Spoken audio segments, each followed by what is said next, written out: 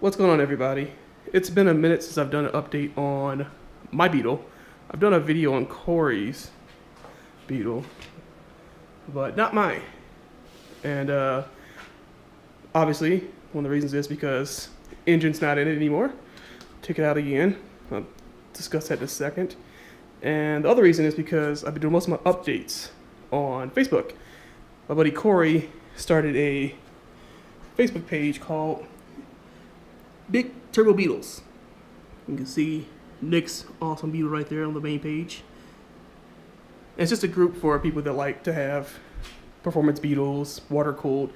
We're not doing air cooled mostly because they have a huge following to begin with. Everybody knows about air cooled. They know they can be fast, but not too many people do the water cooled. So we're kind of aiming at that group. And it's not just for big turbos. We have people for, KO3s all the way up to, GT35s. So tons of people in there. It doesn't matter if you're doing drag racing or you're doing, autocross or just doing street pulls. If you like performance Beetles and you're water cooled, join in. And that also leads me to another thing. If you're into the whole European drag racing scene, the Volkswagens, the Audis, all that fun stuff, there's another group that is going to be really popular that I love getting on. It's called European Drag Racing Cars in the U.S. Right out the front, you can see there's Todd Pavics. He was in World Cup this year, got runner-up. It's a really good freaking group of people. I mean, everybody from street cars all the way to pro racers are in that group. And they just talk, and that's one of the best things about the Volkswagen community is people are pretty open and kind of tell you what they have. So it's an awesome community. You should really get on that page if you like the whole drag racing scene. BMWs, Volvos, Volkswagens, Audis, all the European cars are there. Lots of discussion about Waterfest on there too, in the racing scene. So, back to my Beetle. Like I said, engines out. This all stemmed from me having an issue with, right here, crank gear. This is notorious for failing on people. So I thought about it and actually bought myself a billet one. This is actually the integrated engineering one. And it was supposed to be good up to, endless amounts because it's not just the regular one, it's actually press fit on the back. So it's supposed to sit really nice. And it worked pretty good until just recently I was driving home and it failed on me. You can see right here, get a shot of that. The little keyway on it, straight up failed on me. Pretty bummed out about that, but luckily it didn't fail all the way. It kind of stopped itself. Actually, I had no idea the car was messed up until a check engine light came on saying the cam position sensor was jacked up. And so I bought a new cam position sensor and didn't do anything, so then I checked timing. That's when I figured out this was actually busted. So I bought another one of these, but I didn't buy the integrated one. I bought one from Pro Race Engineering in the UK. They have one that comes pre-drilled. So you drill your crank and the bolts in the way. And it's dark as heck in here too, shit. You drill the crank right around that area. And when you do that, it gives you 2 extra points of contact besides just the keyway. So then you also have the 2 points there right there that are drilled. So it makes it extra strong. But I have my other gear in the house and I'm like looking for it. So I don't have a picture of that one, but that's that. And I also have integrated ARP bolts, which I was using when they still kind of screwed up on me, but whatever. And so then I rebuilt the entire Beetle. This is actually the second time I've been rebuilding it. I threw it back together really fast after it broke and threw on the GDO manifold, turbo manifold that I had, and the new integrated cams that I had as well. And car was running. It was running good, but I didn't like the way it was running. I wasn't getting full power or full boost until like 5,500 RPMs. And, it's not bad for a full race car. Actually, it's pretty good for a full race car. But for a street car, that was getting to be a little too high. I was running the car out to like 8,800. I really don't want to go into 9,000 RPM range because I built my own car. I tuned my own car. I'm still learning. I'm not the best at it. So I like to give myself a little bit, margin of error to be safe. So I want to keep the power kind of in the lower RPM range, but not too low. So I just ripped the whole thing back out and decided to go stroker. So this is actually Integrated Engineering's 83mm pistons. Gotta put one more in there. It's over there. That's why I stopped. I almost put it all back together and realized I didn't make a video. Whoa. Nice little picture of it, a video of it outside. And these are their Tuscan I-beam rods.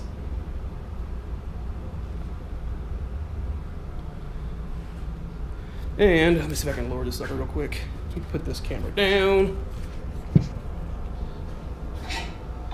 Boy. Yo.